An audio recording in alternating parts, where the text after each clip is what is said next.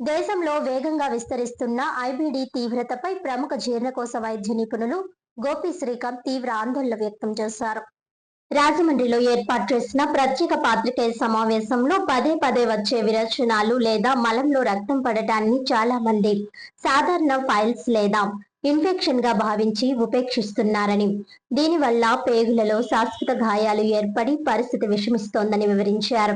Global burden of disease నిర్వహించిన జాతీయ అధ్యయనం ప్రకారం మన దేశంలో 1,00,000 జనాభాకు సగటున 2.34 రేటుతో దాదాపు 31,800 కొత్త ఐపీడీ కేసులు నమోదు కావడం పరిస్థితి తీవ్రతకు అద్దం పడుతోందని అన్నారు.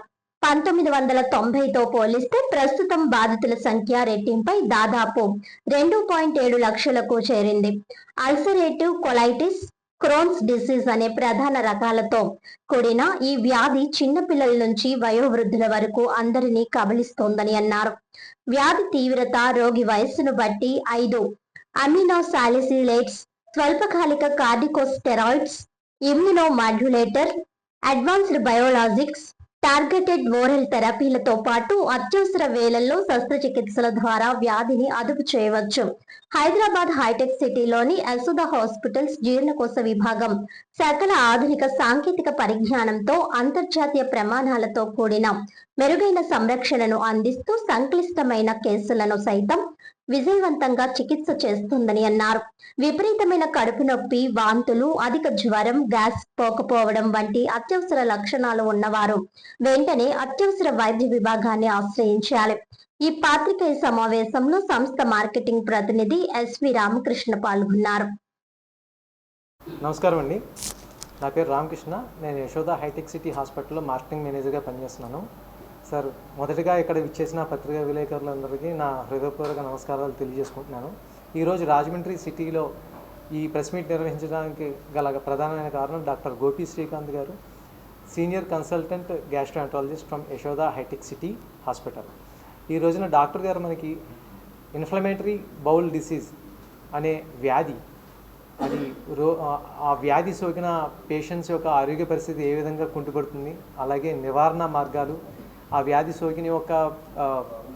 సోకిన ఒక రోగి యొక్క జీవనశైలి ఏ విధంగా లోబడుతుంది, దాన్ని ఏ విధంగా అధిగమించవచ్చు, దానికి ఉన్న ప్రత్యామ్నాయాలు, ట్రీట్మెంట్స్, సర్జికల్ మెథడ్స్ కోసం డాక్టర్ గోపి శ్రీకాంత్ గారి మాటల్లో ఇవాళ మనం తెలుసుకుందాం. Gopi Srikanth, medical gastroenterologist, liver expert, Yashoda hospitals Hitec City. నేను నా సూపర్ స్పెషాలిటీ ఎయిమ్స్ ఢిల్లీలో చేశాను, అక్కడ ఫ్యాకల్టీగా చేసి ఇప్పుడు యశోద హాస్పిటల్ హైటెక్ సిటీలో వర్క్ చేస్తున్నాను. ఈరోజు మనం ఇన్ఫ్లమేటరీ బౌల్ డిసీజ్ అన్న వ్యాధి గురించి మాట్లాడుకోవడానికని కలిసాము. ఈ ఇన్ఫ్లమేటరీ బౌల్ డిసీజ్ సింపుల్గా ఐబీడి అంటాం అనమాట. ఐబీడి అంటే ఇన్ఫ్లమేటరీ బౌల్ డిసీజ్. ఇది సాధారణంగా చిన్నపిల్లల్లో కానీ, టీనేజర్స్లో కానీ, లేదా ముసలి వాళ్ళలోని వస్తూ ఉంటుంటుంది.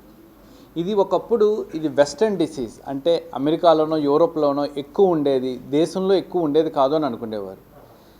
కానీ ఇప్పుడు ఉండే కొద్దీ ప్రతి సంవత్సరం ఈ వ్యాధి యొక్క ఎక్కువ అవుతుంది. భారతదేశంలో సుమారుగా 35,000 నుంచి 40,000 కొత్త కేసెస్ ప్రతి సంవత్సరం భారతదేశంలో కనుక్కుంటున్నారు. మనకి చాలా ఇన్ఫెక్షన్స్, అసలు ఈ ఐబీడీ అంటే ఏంటి? మనకి మామూలుగా పేగులు ఇన్ఫెక్షన్స్ చూస్తాం, ఇన్ఫెక్షన్ వల్ల అల్సర్లు వస్తాయి, మనకి నోట్లో అల్సర్లు వస్తాయి. అలాగే అటువంటి అల్సర్సే పేగుల్లోని, చిన్న పేగుల్లోని, పెద్ద పేగుల్లోని రావచ్చు. ఈ అల్సర్లు చాలాసార్లు మనం ఇన్ఫెక్షన్ వల్ల వచ్చింది అనుకుంటాం. కానీ మనకి ఈ ఇన్ఫెక్షన్ నుంచి కాపాడడానికి మనకి ఇమ్యూనిటీ, రోగనిరోధక శక్తి అన్నది ఉంటుంది. సో ఇమ్యూనిటీ ఆ ఇన్ఫెక్షన్ నుంచి కాపాడుతుంది. కానీ ఒకవేళ మనల్ని కాపాడాల్సిన ఇమ్యూనిటీయే మన ఓన్ సెల్స్ మీద డ్యామేజ్ చేస్తే ఏమవుతుంది? అప్పుడే ఆటో ఇమ్యూన్ డిజార్డర్స్ అని వస్తాయన్నమాట. సో ఈ ఐబీడీలో ఏమవుతుందంటే, ఈ మనకున్న ఇమ్యూనిటీ డిస్రెగ్యులేషన్ అంటాం. అంటే ఇమ్యూనిటీయే సెల్స్ మన ఓన్ పేగు మీద డ్యామేజ్ చేయడం వల్ల పేగులు అల్సర్లు తయారవుతాయి. అల్సర్ తయారడం వల్ల మనకి అల్సర్ల కారణంగా రక్తం తగ్గడం, కడుపులో నొప్పి రావడం, మోషన్లు అవ్వడం, లేదా బరువు తగ్గడం, ఇటువంటి ప్రాబ్లమ్స్ అన్నీ వస్తూ ఉంటుంటాయి. దీన్నే ఐబీడీ అంటాం. ఈ ఐబీడీలో ముఖ్యంగా 2 రకాలు ఉంటాయి.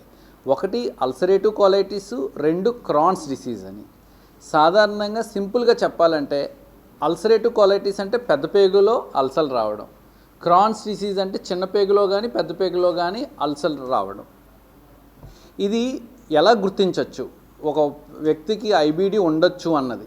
ఒకవేళ ఎవరికైనా 2 వారాలు మించి విరోచనాలు అవుతున్నా, కడుపులో నొప్పి 2 వారాల మించి వస్తున్నా, తను బరువు తగ్గుతున్నా, బ్లడ్లో హీమోగ్లోబిన్ అంటే హీమోగ్లోబిన్ రక్తం తగ్గుతున్నా, లేదా మళ్ళీ విరోచన ద్వారం దగ్గర ఫిస్టులాలు, పెరియానల్ ఫిస్టులా అంటాం, యానల్ ఫిస్టులాలు అలాంటివి ఎక్కువ వస్తున్నా, మోషన్లో రక్తం పడడం, చాలామంది పైల్స్ ఏమో అనుకుంటాం. సో అలాగా టెస్ట్ చేసిన పైల్స్ లేవు కానీ రక్తం పడుతున్నా, ఇలాంటి లక్షణాలు ఉన్న వాళ్ళకి ఐబీడీ, ఇన్ఫ్లమేటరీ బౌల్ డిసీజ్ అన్న జబ్బు ఉండొచ్చు. దీన్ని ఎలా కనుక్కుంటాం? మామూలుగా కొన్ని రక్త పరీక్షలు చేసి ముందు రక్తం తగ్గిందా లేదా అవన్నీ పరీక్ష చేసి ఎండోస్కోపీ, కొలనోస్కోపీ అని చేస్తాం.